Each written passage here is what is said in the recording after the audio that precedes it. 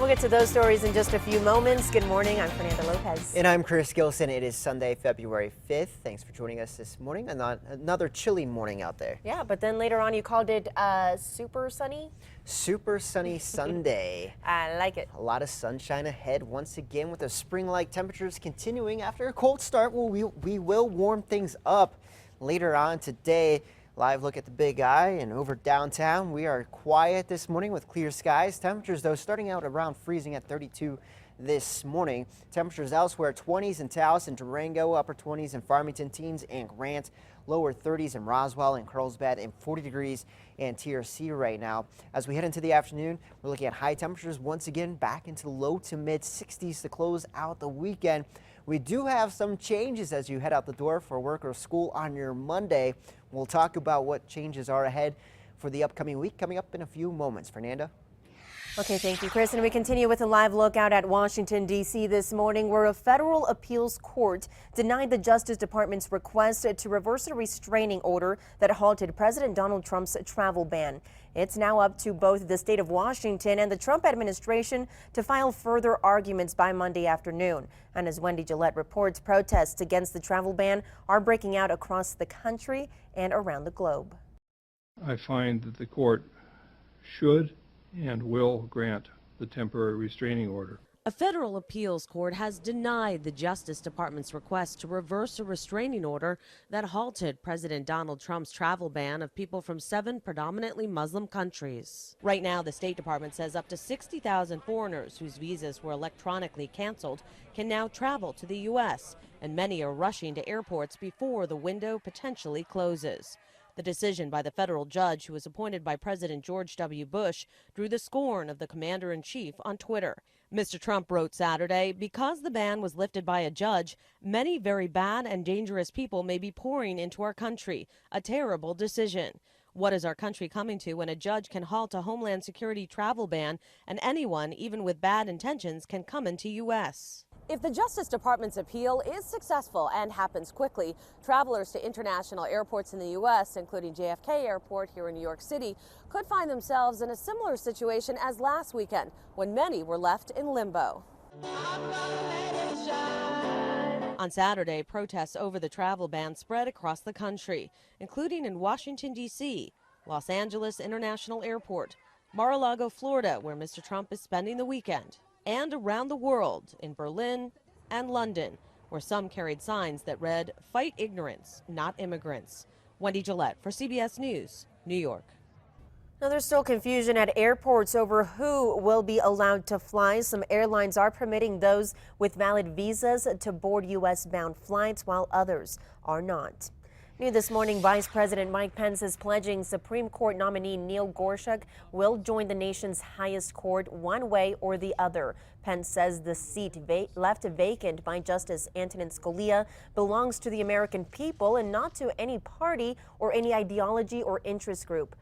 At least one Democratic senator vowed to block the nomination as payback for waiting until after the election to fill the opening.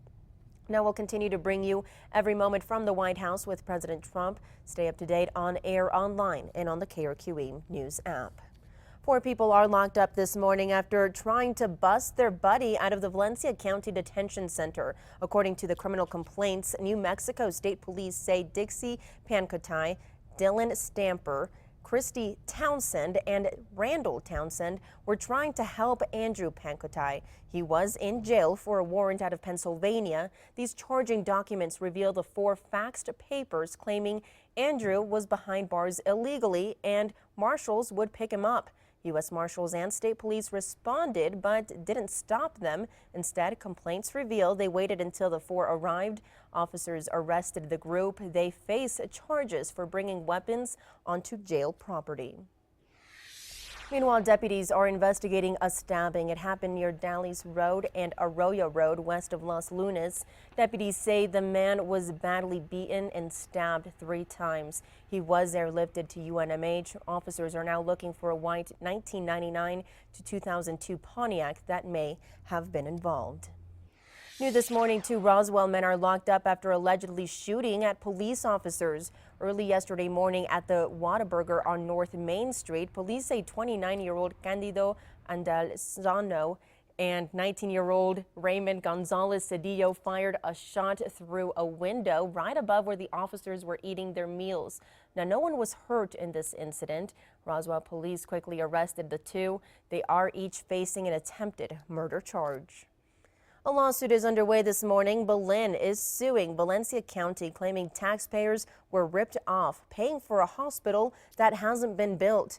Voters agreed to a mill levy for a hospital in 2006. A year later, the county started collecting funds from taxpayers to run the hospital. Belen officials say it's racked up $25 million since then, but still no hospital. The city says it wants two things. The first is to build the hospital.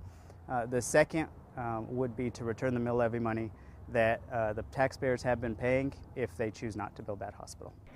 Now, currently, patients travel to Albuquerque or Socorro if they need a hospital. Valencia County would not comment on this story. New this morning, the State Board of Finance will discuss emergency funding after Governor Susana Martinez called a special meeting. That's according to the Albuquerque Journal. Earlier this week, Chief Justice Charles Daniels said all jury trials could soon stop after the governor vetoed $800,000 in emergency funding for the courts. The governor believes the courts could operate more efficiently. The special meeting is set for Wednesday. Also new this morning, two measures are moving forward to deal with a cavern that could collapse under Carlsbad. The current Argus reports one measure would allocate $25 million toward remediation, while another would establish government oversight on the project.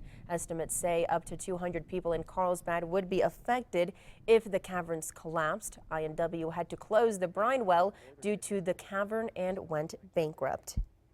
Now, we'll keep an eye on those two bills and others in this year's legislative session on air, online, and on our KRQE News app. Some Albuquerque locals are taking steps to prevent crime in their neighborhoods. Police say they are now seeing neighborhoods becoming more involved in keeping their area safe, and it's working.